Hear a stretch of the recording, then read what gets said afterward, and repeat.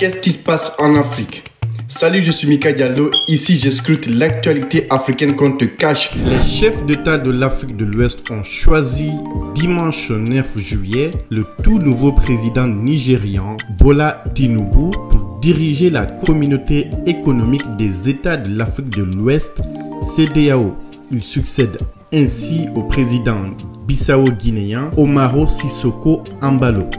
En sa qualité de nouveau président de la CEDEAO, le chef de l'État a affiché sa détermination à s'assurer que soit restauré l'ordre démocratique dans les trois pays que sont le Mali, le Burkina Faso et la République de Guinée.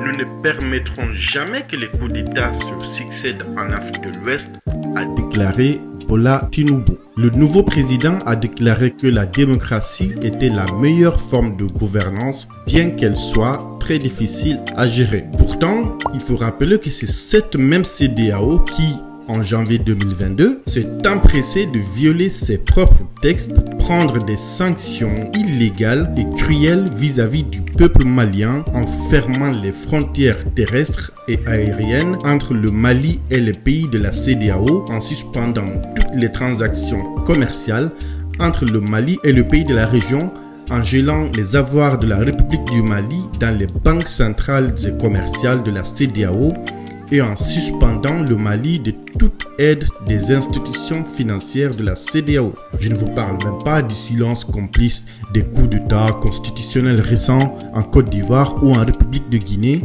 ce qui a amené d'ailleurs le coup d'État militaire en Guinée. Les observateurs avertis notent le glissement depuis quelques années de la CEDEAO vers une politique de sanctions pure et dure au détriment d'une politique d'intégration économique de la région ouest africaine qui constitue d'ailleurs la raison d'être de la CEDEAO, le fondement de l'institution. Dites-moi dans les commentaires ce que vous pensez de cette attitude, de cette politique de la CEDEAO. Par ailleurs, la CEDEAO déplore une coopération très limitée de la part des autorités de la transition guinéenne en vue du respect du calendrier les invitant à organiser des élections sous 24 mois et mener le processus de transition de manière transparente. Le Maroc, au contraire, apporte son soutien aux autorités guinéennes par la voix du ministre des Affaires étrangères de la coopération africaine et des Marocains résidant à l'étranger, Nasser Bourita. Il estime que les signes envoyés par les autorités de la transition sont des signes d'espoir et de confiance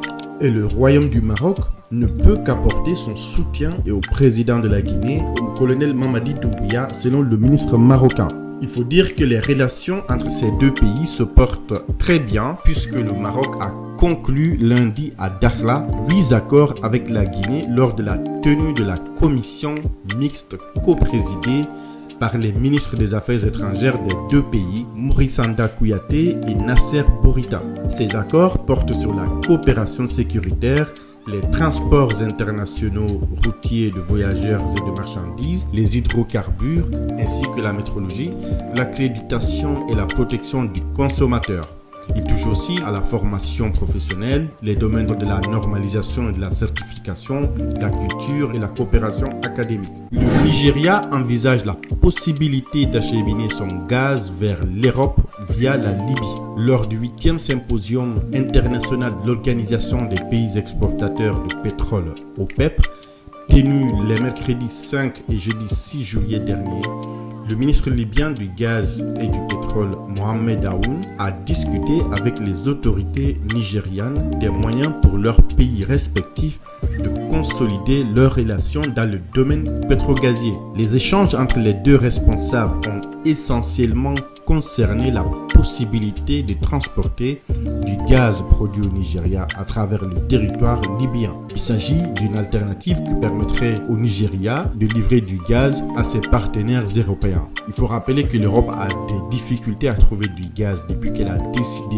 d'elle-même de sanctionner la Russie pour la guerre en Ukraine, qu'il vendait quand même du gaz et du pétrole à l'Europe avec des prix très compétitifs. Dites-moi d'ailleurs ce que vous pensez de cette décision de l'Europe de sanctionner la Russie qui vendait du gaz avec des prix qui étaient très compétitifs. Est-ce que vous pensez que l'Europe a bien fait de sanctionner la Russie? Toujours au Nigeria, l'ancien numéro 10 de l'équipe nationale du Nigeria, Augustine Okocha, dit JJ Okocha, vient d'être nommé à 46 ans ministre des Sports, de la Jeunesse et du Développement par le nouveau président de la République, Bola Tinubu, élu le 29 mai 2023. Pour ceux qui ne voient pas de qui on parle, JJ Okocha, c'est ça. Okocha toujours. Et Okocha qui frappe. Oh, quel but! Oh, c'est extraordinaire! Oh, qu'est-ce qu'il a fait? JJ Okocha et Alain Giresse qui applaudit. Élimination, crochet, double élimination. Il a joué entre autres pour Fenerbahçe, le Paris Saint-Germain et Bolton. JJ Okocha a été champion olympique en 96, vainqueur de la CAN en 1994 et 2000. Il a été également élu meilleur joueur de la CAN en 2004. Dites-moi dans les commentaires si vous pensez qu'il a la carrure, les compétences ou le bon profil pour assumer cette nouvelle fonction de ministre. Est-ce qu'être bon joueur signifie forcément être bon ministre? J'ai hâte de lire vos commentaires à ce sujet. Le but! Oh, le but d'Okocha! Mais d'où vient-il ce but? Oh wow. Okocha! Caught by Eduardo Costa, the man who just came in, now the shot! Okocha. Okocha. Oh. There's going to be Okocha. Between two. Oh!